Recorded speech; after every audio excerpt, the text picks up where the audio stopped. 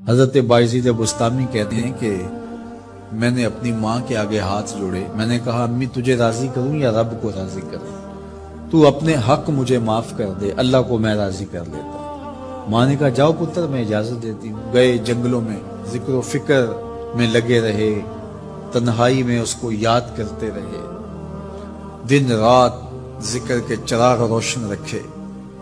12 سال گزر گئے حق کی تلاش میں۔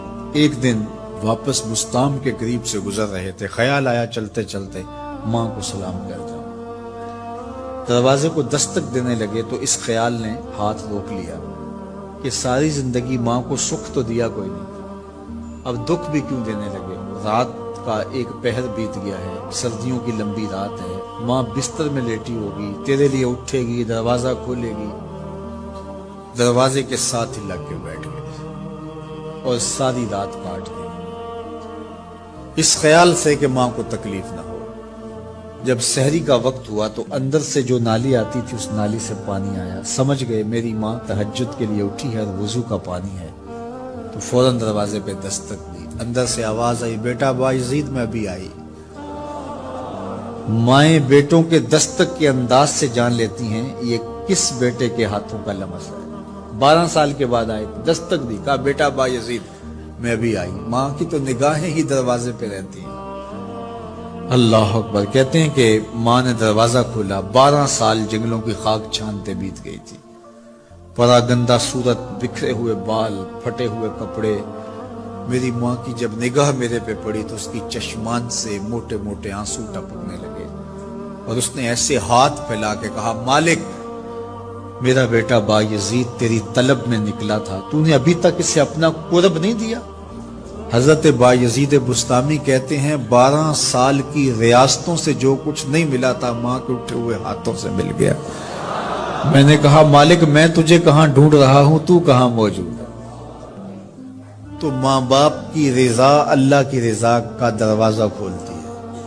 جن لوگوں کے ماں باپ ناراض ہیں اور وہ جا کے پیر صاحب کی خدمت کرتے ہیں اور میاں ماں کے قدم چومو، باپ کی ٹانگیں دباؤ، ان کی خدمت کرو، تمہارے پہلے مرشد وہ ہیں، ان کو راضی کرو، پھر کسی شیخ کامل کی صحبت میں آنا، دیکھو کیسے دل کی بند کھڑکیاں کھلتی ہیں۔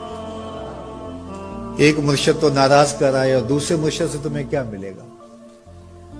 تو راستہ یہیں سے کھلے گا۔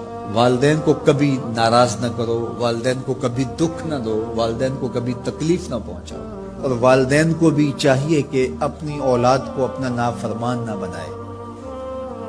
ایک بزرگ فرماتے ہیں کہ مجھے برابر 30 سال ہو گئے ہیں کہ میں اپنی اولاد کو کوئی حکم ہی نہیں دیا، کوئی حکم نہیں دیا۔ کوئی چیز مجھے چاہیے بھی ہوتی ہے تو میں بصیغہ امر نہیں کہتا، بلکہ ایسے ہی بات کرتا ہوں۔ پانی چاہیے تو یہ نہیں کہتا بیٹا پانی لے کر آؤ، میں ویسے کہتا ہوں پیاس لگی ہوئی ہے، تو اگر وہ سمجھ جائے اور وہ خود لے آئے تو اچھی بات ہے، لیکن اگر وہ نہ لائے تو میں نے اس کو حکم ہی نہیں دیا، امر ہی نہیں کیا، تو اس امر کی مخالفت ہی لازم نہیں آئے گی۔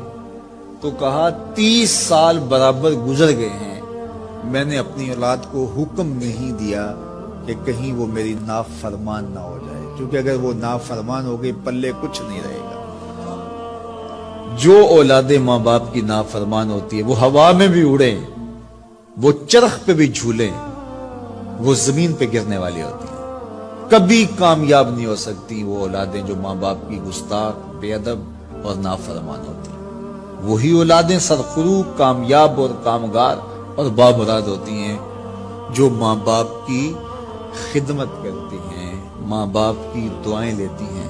وہ ایک بچہ ماں باپ کے پاؤں دبا رہا تھا تو ایک بچہ ایک بر اعظم میں، دوسرے بر اعظم میں، تیسرے بر اعظم میں بڑے بڑے کاروبار کر رہا تھا۔